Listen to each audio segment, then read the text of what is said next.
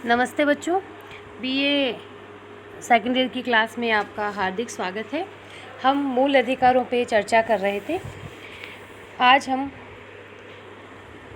दो मूल अधिकार, शिक्षा, संस्कृति और शिक्षा संबंधी और संवैधानिक उपचारों के अधिकार पर चर्चा करेंगे। बच्चों, अनुच्छेद 29 और 30 में संस्कृति और शिक्षा संबंधी अधिकार का वर्णन किया गया है। हमारा संविधान भारत के सभी नागरिकों को शिक्षा और संस्कृति संबंधी अधिकार प्रदान करता है।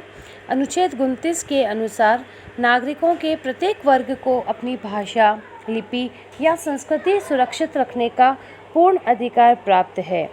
साथ में ये भी कहा गया है, किसी राजकीय या राजकीय सहायता से संचालित शिक्षण संस्था में प्रवेश के संबंध में मूल वंश, जाति, धर्म और भाषा इनमें से किसी के आधार पर भेदभाव नहीं किया जाएगा।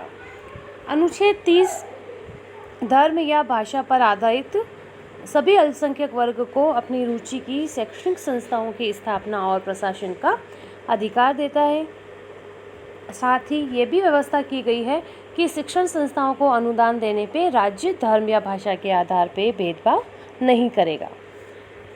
अगला है आपके संवैधानिक उपचारों का अधिकार। संवैधानिक उपचारों का अधिकार, जैसा कि बच्चों नाम से ही लग रहा है, संविधान में मूल अधिकारों का वर्णन किया गया है। संविधान निर्माता ये इस बात को अच्छे से जानते थे कि संवैधानिक उपचारों के अधिकार के बिना बाकी सारे मौलिक अधिकार व्यर्थ है। संवैधानिक उपचारों के अधिकार का तात्पर्य है नागरिक अधिकारों को लागू करने के लिए सर्वोच्च न्यायालय तथा उच्च न्यायालयों की शरण ले सकते हैं यदि किसी भी व्यक्ति के मौलिक अधिकार का हनन होता है। सर्वोच्च न्यायालय या उच्च न्यायालय के द्वारा व्यवस्थापिका द्वारा निर्मित सभी कानून या कार्यपालिका के कार्य जो संविधान के अनुसार नहीं हो या मौलिक अधिकारों के विरुद्ध हो, उसे अवैधानिक घोषित किया जा सकता है। मौलिक अधिकारों की रक्षा के लिए सर्वोच्च न्यायालय या उच्च न्यायालय के द्वारा 5 प्रकार के लेख जारी किए जाते हैं, जैसा कि आपको दिख रहा है। सबसे पहला है बच्चों बंदी प्रत्यक्षीकरण। बंदी प्रत्यक्षीकरण का तात्पर्य है कि ऐसा व्यक्ति जिसको ये लगता है कि उसे अवैध रूप से बंदी बनाया गया है, उसके लिए जारी किया जाता है। इसके द्वारा न्यायालय बंदीकरण करने वाले अधिकारी को आदेश देता है कि वह बंदी बनाए गए व्यक्ति को निश्चित समय और स्थान पर उपस्थित करे ताकि उसकी बंदी बनाए जाने के कारणों का विचार किया जा सके। यदि नज़रबंदी अवैध है तो उसे अवैध घोषित किया जा सके। दूसरा है बच्चों परमादेश। परमादेश का लेख उस समय जारी किया जाता है जब कोई पदाधिकारी अपने सार्वजनिक कर्तव्य का पालन नहीं करता है। प्रतिषेध सर्वोच्च न्यायालय या उच्च न्यायालयों द्वारा निम्न न्यायालयों को जारी किया जाता है, जिसमें कहा जाता है कि वे जिस मामले में कार्यवाही कर रहे हैं उस पर ना करें क्योंकि यह मामला उनके अधिकार क्षेत्र से बाहर है। नेक्स्ट है बच्चों उत्प्रेक्षण। उत्प्रेक्षण भी निम्न न्यायालय से उच्च न्यायालय में किसी मामले को मंगाने के लिए जारी किया जाता है और यह उस स्थिति में जारी किया जाता है जिसमें उच्च न्यायालय या उच्चतम न्यायालय के द्वारा ये कहा जाता है कि वे न्याय के सिद्धांतों को भंग ना करें और इस मामले को ऊपर जो है वो प्रेषित कर दे।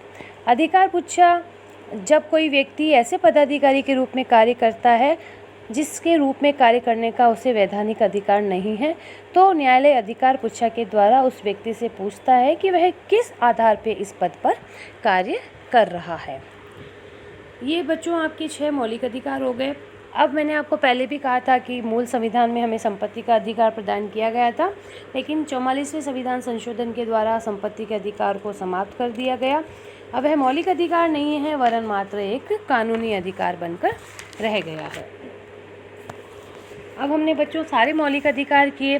अब हम देखते हैं कि बहुत से आलोचक ये कहते हैं कि बहुत से ऐसे अधिकार जो हमें मिलने चाहिए थे लेकिन नहीं मिले।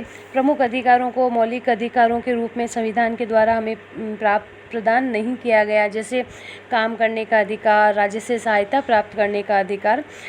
लेकिन इस आलोचनाओं में जहाँ तक मुझे लगता है बच्चों बहुत ज़्यादा दम नहीं है, क्योंकि जब भारत स्वतंत्र हुआ था तो इतने संसाधन उनके पास नहीं थे कि सभी अधिकारों को लागू किया जा सके।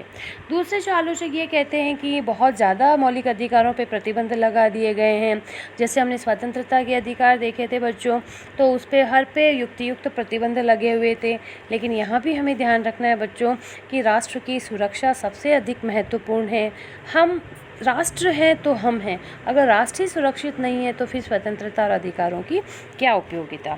तीसरी ये आलोचना की जाती है कि आपातकालीन में जो मौलिक अधिकारों को जो स्थगन किया जाता है, इस व्यवस्था की आलोचना की गई है कि इससे जो है वो कार्यपालिका के हाथ में बहुत ज़्यादा शक्तियाँ आ जाती है।